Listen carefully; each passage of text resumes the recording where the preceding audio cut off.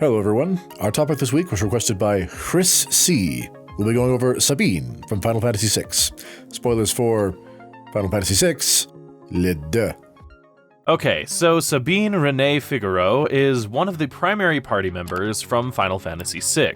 In fact, counting your starting character, he's the fourth permanent character you acquire in the game. Sabin is the quintessential hot-headed act-first-think-later type of character, often leaping into danger without thought of the consequences. He also has a heart of gold, and while he's known for being blunt and straightforward, not infrequently causing him to come off as gruff or abrasive, truly cares for his close friends and the good of the world as a whole.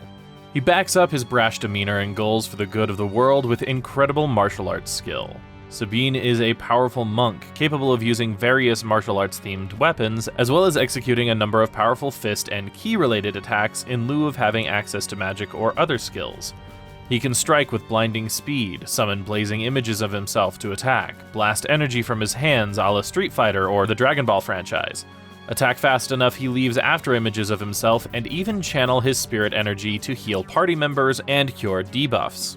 It's also worth noting that he is quite probably the most physically powerful character in the game. He performs numerous feats of strength throughout the course of the game. One of his special moves in combat sends him to pick up the enemy, leap into the air, and then slam the foe into the ground for massive damage. He can do this to most bosses as well, no matter the size, including dragons and, in one fan-favorite fight, an entire train engine. While normally in combat, feats are questionable tools used to gauge actual power, particularly in a Final Fantasy game, Sabin is shown performing similar feats of strength out of combat as well. At one point, he even holds up a collapsing building while the player saves those inside. Sabin's story begins about 10 years before the start of the game. Sabin is the technically younger of a pair of twin princes. His elder twin brother is named Edgar Rene Figaro. They are the heirs to the throne of a nation called Figaro, one of the most technologically advanced nations in the world, centered unusually in the midst of a great desert. When the twins were 17, their father died unexpectedly. His last words were a wish that his sons would rule Figaro together in harmony, ushering in further prosperity for their people. In the aftermath, Sabin became incredibly frustrated with the other leaders and nobles of their country, as to his eyes, everyone seemed far more concerned with the matter of the royal succession than they were with the fact that their king, his father, had just died. What's more, there was evidence that the king had been poisoned by the Gestalian Empire, the primary antagonists for the first half of the game, and yet no one seemed to be investigating these claims. Knowing that his brother shared his frustration, Sabin approached Edgar one evening and proposed that they simply leave, run away from this life and start their own lives anew, free from all these political frustrations.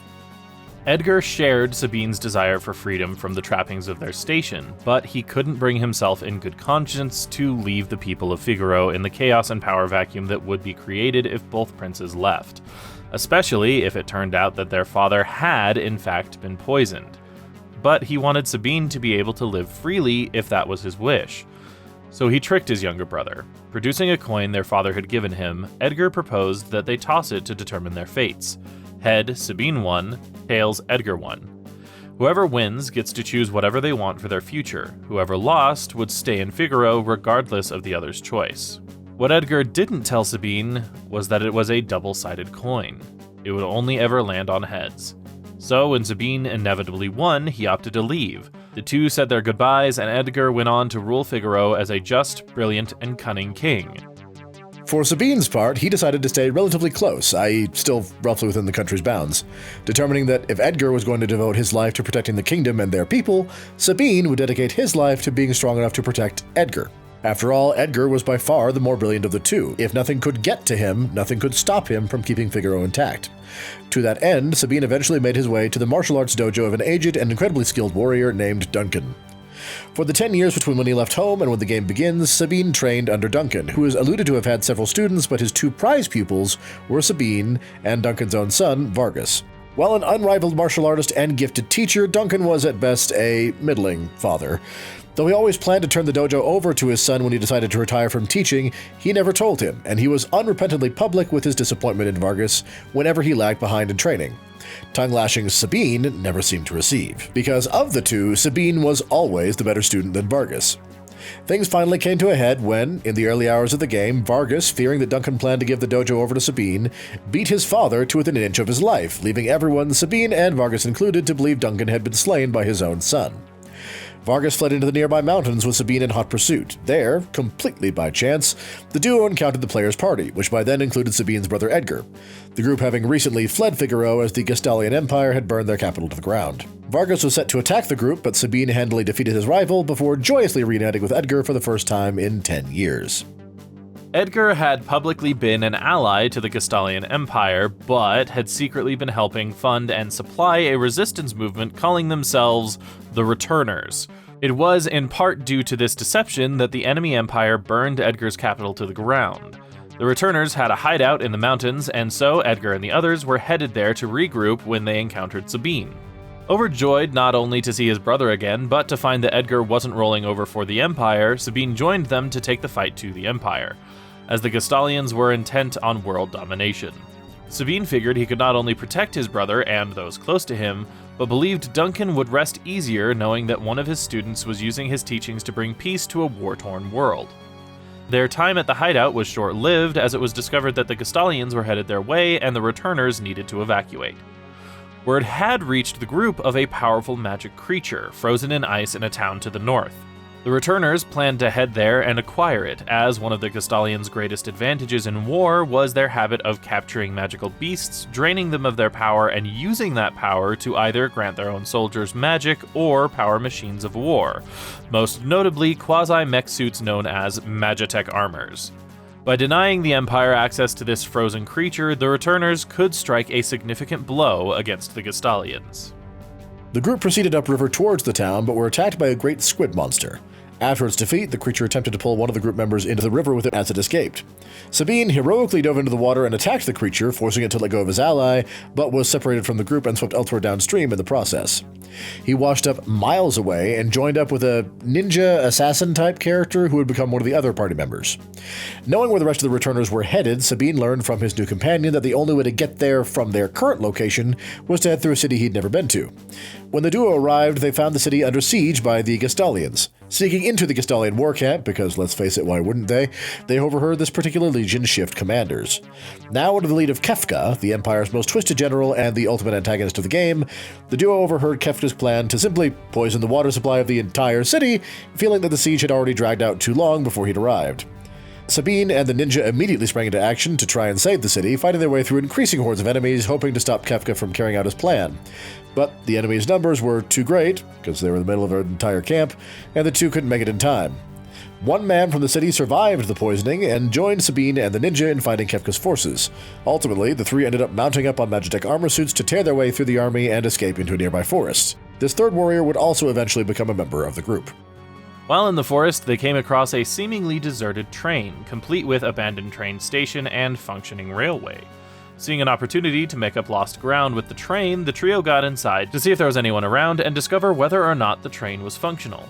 The doors locked behind them, and they eventually determined that this was the Phantom Train, a locomotive that transported the dead to the afterlife.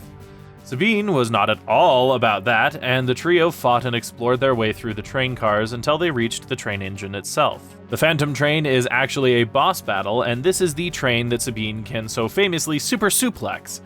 Upon defeating the train, the sentient locomotive agreed to let them off at the last stop rather than try to take them all the way to the underworld. They later found and befriended a young feral child, yet another of the game's party members, who helped guide them through a different forest, and ultimately ensured that Sabin and his new allies reunited with the rest of the Returners at the town with the frozen mystical creature.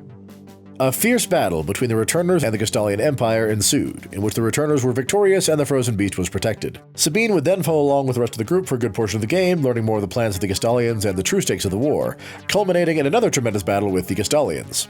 Gestal, the Emperor, Kefka at his side, had fought their way to a trio of statues known as the Warring Triad. The statues were the remnants of the ancient gods who had created the world and were also the source of all magic. The triad was perfectly balanced in arrangement and power, which kept the world itself in a similar state.